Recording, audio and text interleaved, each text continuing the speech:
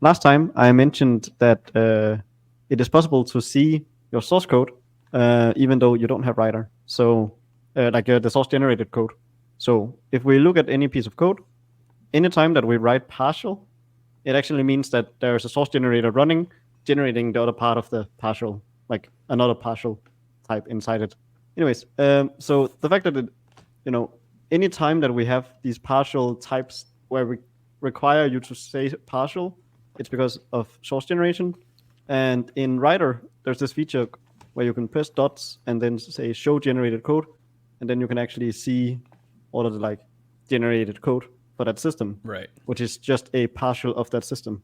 So you can actually see that this is the Canvas setup system. This is also the Canvas setup system, and it would have to map out all the names and etc. So it basically generates the other side of the partial. But normally you can only see this in Writer, not Visual Studio, not VS Code. If you use any other editor, it's very impractical.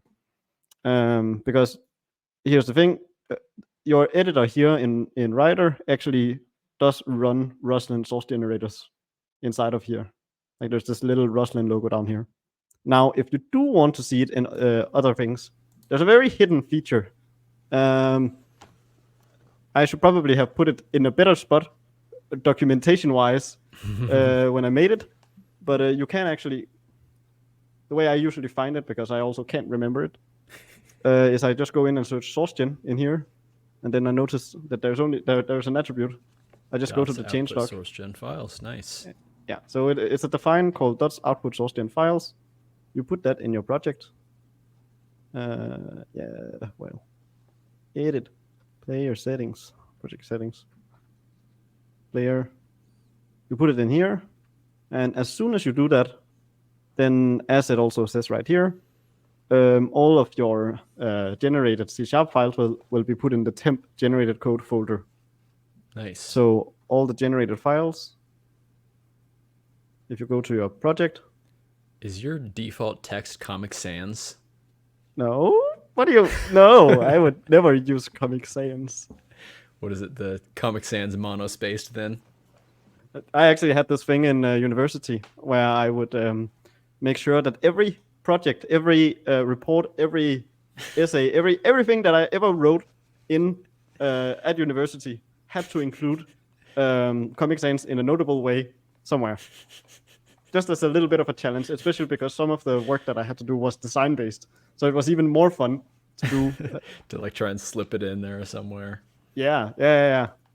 And I usually got pretty good grades from it because I would then afterwards tell them, "Hey, this is actually Comic Sans."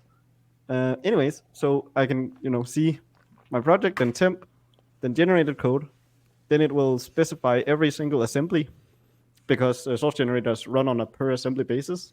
Okay. And then you can see your own project is normally called the assembly C# assembly.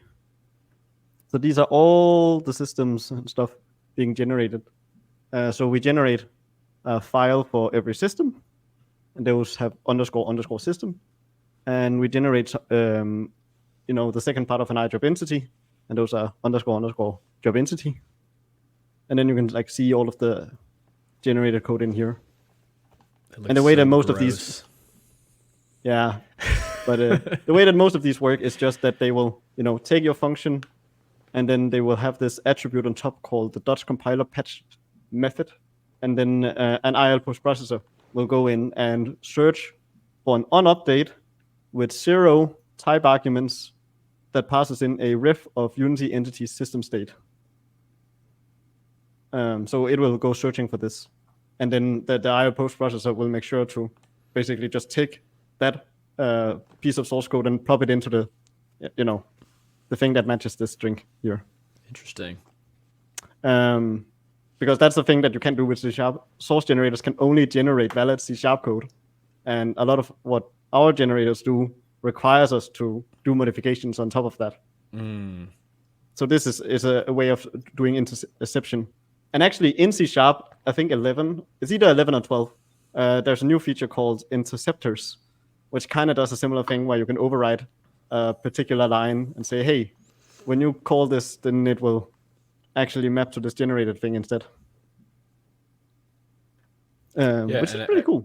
I do like how when you're looking at if you're inspecting any of the generated code, it has like a comment above kind of the line that shows like, um, you know, the line number of where it is in your project, so you can kind of like match those to see. Yeah. Do you know why that is? Because it is not in fact a normal comment, if you noticed. Oh, because it's like the hashtag comment, you mean? Yeah. So it's what's it called? Like a line pragma statement saying, A hey, preprocessor define. yeah, well, it's not really a preprocessor because this is C sharp. I don't think they call it the preprocessor. Oh, they kind of do. But anyways, Yeah. they are basically just indicating that, hey, when you go and debug, when you press down a breakpoint, right? You want to be able to put down a breakpoint in your code.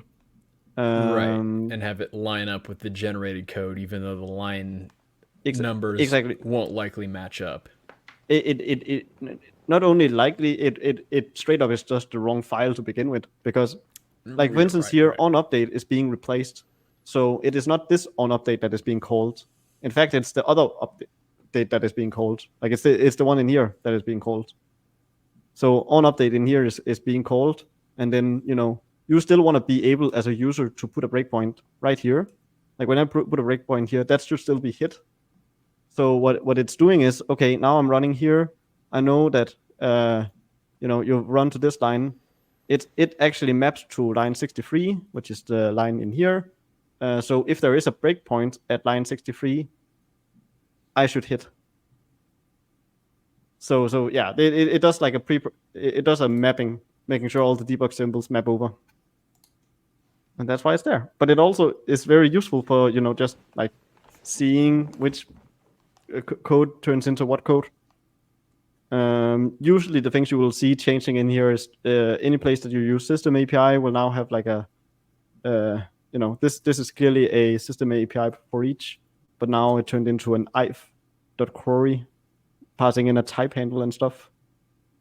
So yeah, that's I usually like how you call it IF. It's I like leg.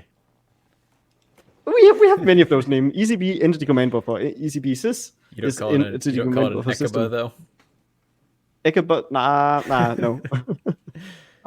ISys, sysbase, EFE, IJE, IJOb entity.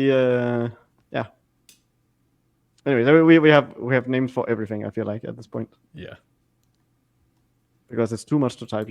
So, but yeah, that's the hot Got it. tip. Just go in changelog and find this attribute, this define, and then put it in your project if you want to see any of the generated code. It's very useful for like figuring out how our Lua API works. How does an iJob chunk work? You can just look at an iJob entity and see what kind of job it generates. Like here, job entity. This is how an iJob chunk works with some type handles and stuff. And then you can do a few changes and look back in what it generates. It's a very good testing tool. Yeah. Yeah. It Yeah. has been helpful the times that I've needed to kind of like go and inspect the generated files to, kind of get a little bit more information about what's going on or why something is one way or the other. So yeah, it is helpful stuff.